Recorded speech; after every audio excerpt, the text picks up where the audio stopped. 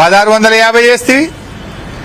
కొంతమంది కొత్త పాస్బుక్లు వచ్చినాయి ఈ మధ్య భూమి కొనుక్కున్న వాళ్ళకైతే అసలే పట్టలేవు. అరే అంతా ఆన్లైనే కదా.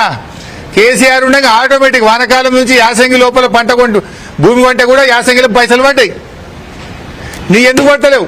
కొత్తగా పాస్బుక్లు వచ్చిన వాళ్ళకు, ఎకరంలో భూమి ఉన్న వాళ్ళకు రైతు భరోసా పడతలేదు.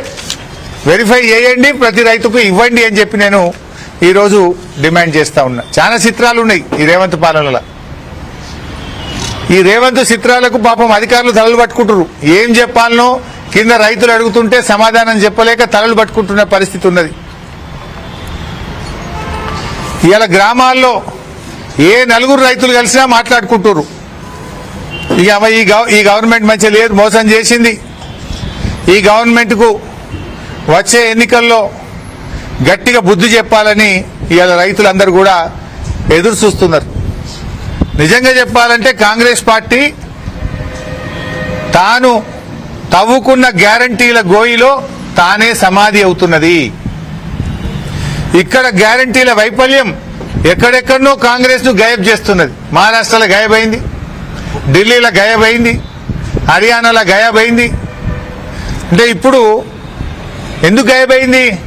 ఇక్కడ హామీలు అమలు చేయలేదు కనుక, ఇక్కడ ప్రజల్ని మోసం చేసింది కనుక హర్యానా ప్రజలు, మహారాష్ట్ర ప్రజలు, ఢిల్లీ ప్రజలు తెలుసుకున్నారు కాంగ్రెస్ పార్టీకి గుణపాఠం చెప్పిండ్రు.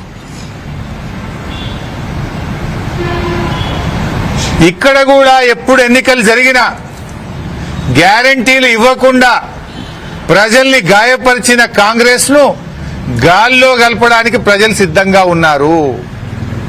ఎదురు చూస్తున్నారు ఎప్పుడు వస్తాయా ఈ కాంగ్రెస్, ఎప్పుడు గాల్లో గడుపుదామా, మాయ మాటలు చెప్పి బాండ్ పేపర్ల మీద రాసిచ్చి దేవుళ్ళ మీద ఒట్టుబెట్టి రాజ్యాంగం మీద ప్రమాణం చేసి ప్రజల్ని మోసం చేసిన కాంగ్రెస్ పార్టీకి గుణపాఠం చెప్పాలని ఇవాళ ప్రజలు ఎదురు చూస్తా ఉన్నారు.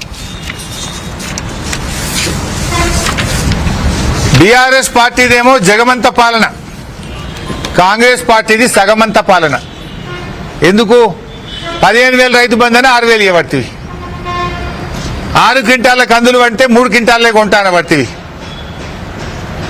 6 గ్యారంటీలు అమలు చేస్తా అని అర గ్యారంటీ అమలు చేస్తుంది. అందుకే నీది సగమంత పాలన.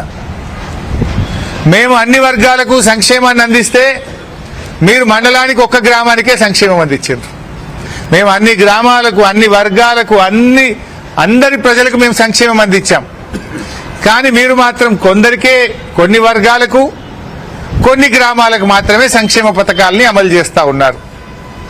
మాది అసలు పాలన, మీది కొసరు పాలన.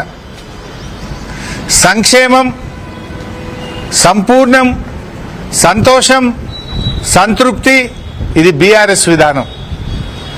సంక్షోభం, అసంపూర్ణం, అసంతృప్తి, అసహనం ఇది కాంగ్రెస్ విధానం.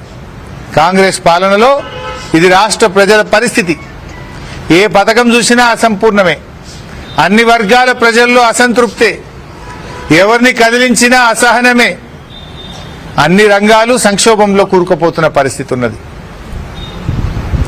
సో ఫైనల్ గా నా డిమాండ్లు,